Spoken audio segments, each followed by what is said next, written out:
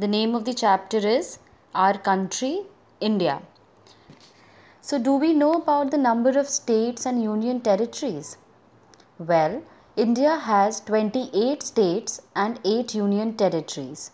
And all these states have been formed mainly on the basis of languages. Rajasthan is the largest state, whereas Goa is the smallest state in terms of area.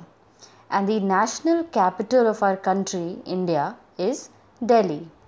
In terms of population, India has more than 120 crores of population since 2011. It is the second most populous country of the world after China.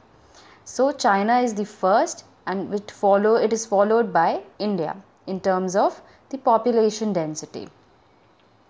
So in this video, we are going to study about two things. First, the location of India on the world map.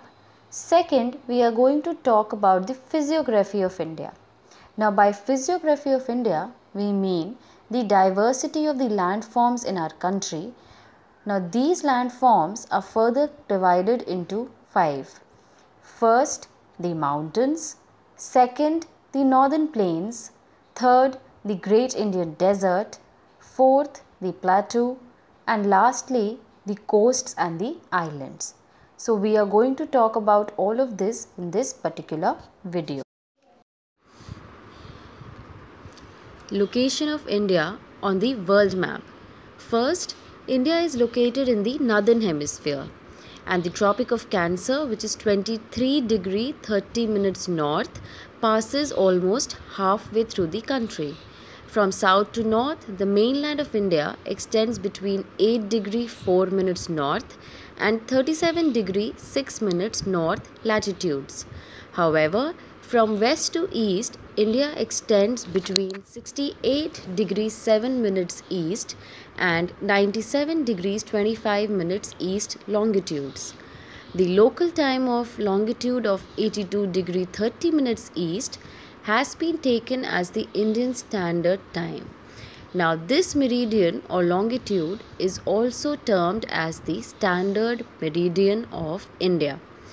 Now, there are 7 countries which share their land boundaries with our country. They are China, Pakistan, Bhutan, Myanmar, Afghanistan, Nepal, and Bangladesh. And across the sea, or we can say across the sea to the south, lie our island neighbors, namely the Sri Lanka and the Maldives. Sri Lanka is separated from India by Park Strait. Move to discuss about the second aspect, that is the physiography of India. So India, as we all know, is a country of vast geographical expanse. In the north, it is bound by the lofty Himalayas, and in the west by the Arabian Sea, in the east by the Bay of Bengal, and by the Indian Ocean in the south. Hence, India is marked by a diversity of physical features such as the mountains, plateaus, plains, coasts, islands, and even deserts. India has an area of about 3.28 million square kilometers. The north-south extent, that is from Kashmir to Kanyakumari, is about 3200 kilometers, whereas the east to west extent, that is from Arunachal Pradesh to Kutch, is about 2900 kilometers. So this was about the physiography of India in general. Now we will move on to discuss about the various subtypes, that is the mountains, the plains, the coasts, the deserts and plateaus and islands. So first we are going to talk about the mountains. Now in the north are the lofty snow-capped Himalayas. Himalaya means the abode of snow. The Himalayan mountains are further divided into 3 main parallel ranges. They are, first, the northernmost part is the Great Himalayas or Inner Himalayas. They are even called Himadri. The world's highest peaks are located in this range. The second is the Middle Himalayas or Himachal. They are even known as Lesser Himalayas. They lie south of the Himadri, and many popular hill stations are situated in this range. The third is the Shivalik, which is also known as the outermost Himalayas. This is the southernmost range.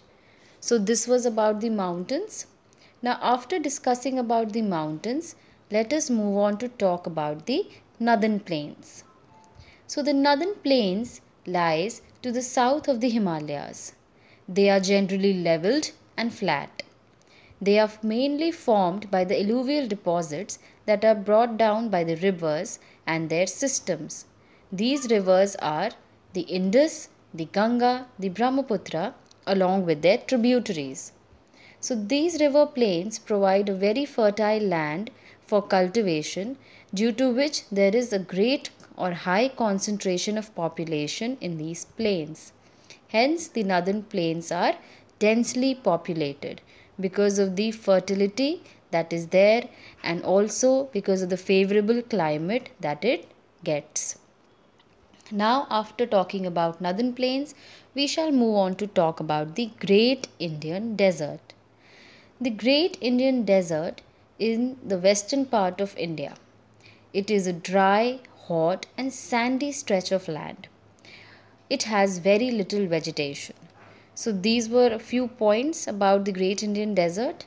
Now we will move and discuss about the plateau. So to the south of the northern plains lies the Peninsular Plateau. The Peninsular Plateau is triangular in shape and its relief is highly uneven. This region has numerous hill ranges and valleys. One of the oldest ranges of the world, that is the Aravalli Hills, borders it on the northwest side, whereas the Vindhyas and the Satpuras are also important ranges which are found here. The rivers Narmada and Tapi flow through these ranges, and these are the only two rivers, that is the west flowing rivers, that drain into the Arabian Sea. The Western Ghats or the Sahyadris border the plateau in the west, and the Eastern Ghats provide the eastern boundary. Now, while the Western Ghats are almost continuous, the Eastern Ghats are uneven and broken. However, the plateau is rich in minerals like the coal and the iron ore. Now, after discussing about the plateau, we shall now move on to talk about the coasts and the islands. So to the west of the Western Ghats and the east of the Eastern Ghats lie the coastal plains. The western coastal plains are very narrow, whereas the eastern coastal plains are much broader. There are a number of east flowing rivers. They are namely the Mahanadi, the Godavari, Krishna and Kaveri, which all drain into the Bay of Bengal. These rivers have formed fertile deltas at their mouth. One such delta is the Sundarban Delta. The Sundarban Delta is formed where the Ganga and the Brahmaputra flow into the Bay of Bengal. Now, there are also two groups of islands which are a part of India. So, the Lakshadweep Islands are located in the Arabian Sea. These are coral islands located off the coast of Kerala, whereas the Andaman and Nicobar Islands lie to the southeast of the Indian mainland in the Bay of Bengal. These islands were badly affected by the tsunami in 2004. Now, what do we mean by tsunami? Well, tsunami is a huge sea wave generated due to an earthquake on the sea floor.